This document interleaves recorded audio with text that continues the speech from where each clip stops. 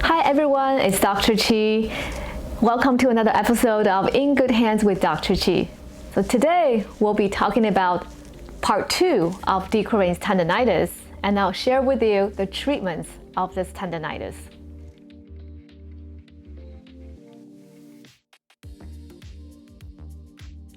So today we'll be talking about treatments. I'll start with the non-surgical treatment of de Quervain's tendonitis. There's several things we can do short of surgery, especially if you have very recent or very mild tendonitis symptoms.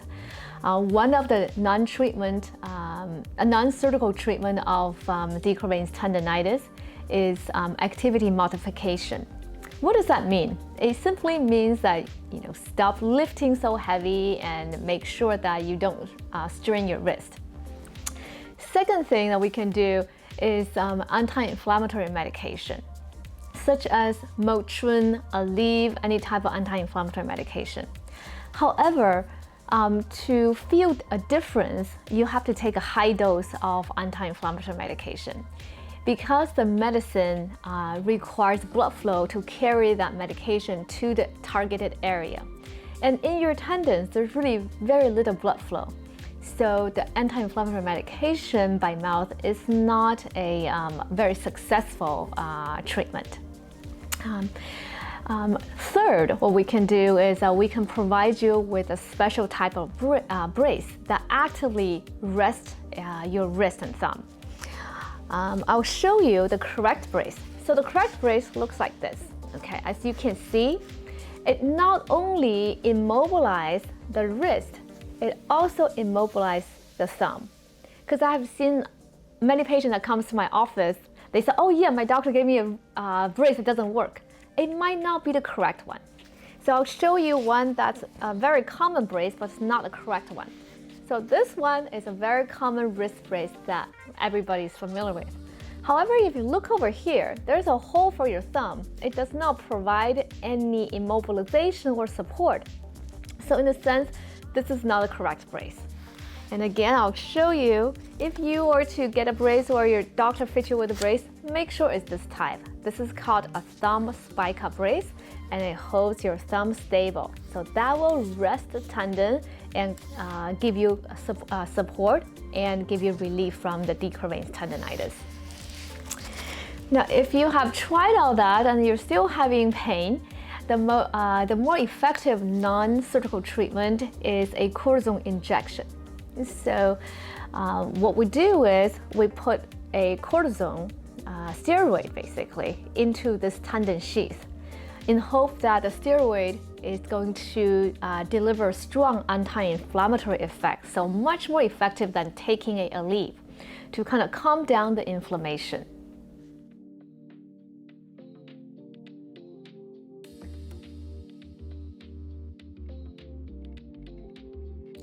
So how successful is the de Quervain's injection? We say that in mild cases, it's about 50% effective. Again, the steroid injection is not highly successful, but we recommend it as a first-line treatment in mild cases. Now, can you get multiple injections? The question, that's a really good point that I want to point out, is that steroid injection will help with symptoms. However, steroid itself is actually toxic to the tendon and can even damage tendon.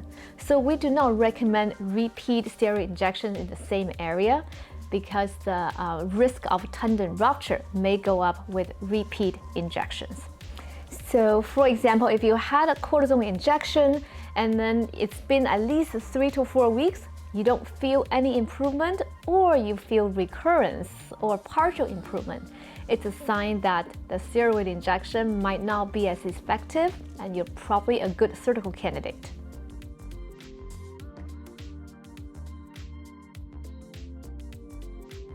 So what's the surgical treatment for de Quervain's tendonitis?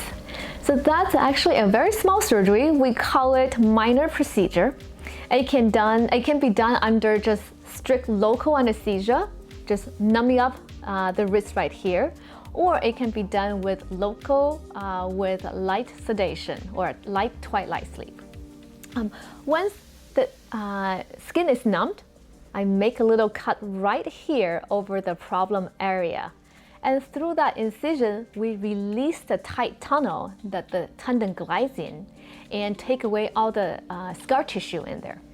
When the tunnel is released and scar tissues are removed, the tendon can then glide normally without any issues and does not cause any more inflammation.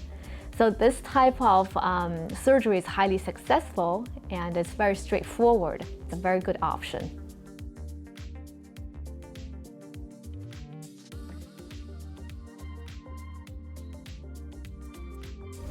So are there any risks associated with decurvain surgery? Well, it is a rather minor procedure, so the risk is small. But there is a skin nerve that's very close to the incision site that can get irritated from either the surgery itself or scar tissue. Other type of complications that could happen is tendon dislocation. It's a very rare complication, and it's usually because people who are doing that surgery is not familiar with the anatomy and is not familiar with hand surgery. So when we do the release, we release the tendon sheath on its top side. Okay. If it's done by someone who's not familiar with hand surgery, they could have cut in a different area. So that could cause tendon dislocation. But in general, there's very minimal risk associated with decurvain's release.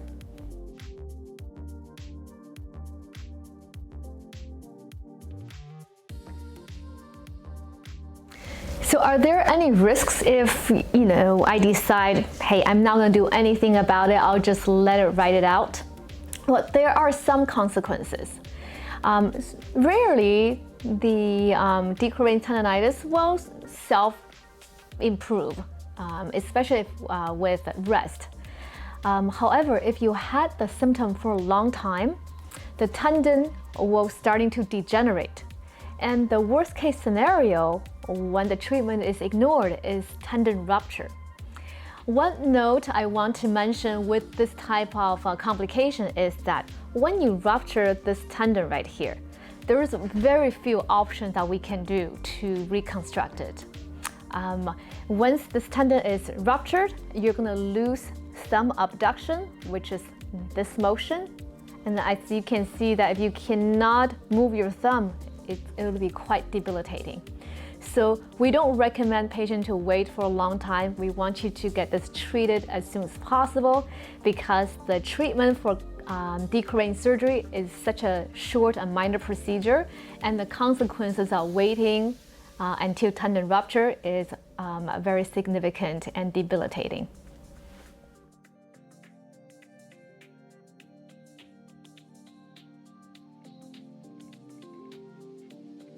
What is the recovery like after the decurvain's release surgery? Well, usually it's very similar to all the other hand surgeries. The cut or the incision takes about 10 to 14 days to heal. So for that period, you really want to keep the incision clean and dry. And after the surgery, I usually put you in a supportive wrap, so your wrist, thumb are staying still and have support. That will allow the tendon sheath and the skin to heal without any problems. After about 2 weeks, you come back to the office and we'll take the stitches out. Then you can start using it gently and start washing your hand normally. However, I do recommend for the first 4 weeks after surgery to take it easy. Avoid any heavy lifting, especially in this position. After about a month or so, usually patient can go back to normal activities without any problem. So again, this is a very successful surgery. This wraps up the episode on decurvain's tendonitis. I hope you guys enjoyed it. I hope you find it informative. Make sure you follow us on social media, subscribe to our YouTube channel, and visit us at ochandsurgery.com. See you next time.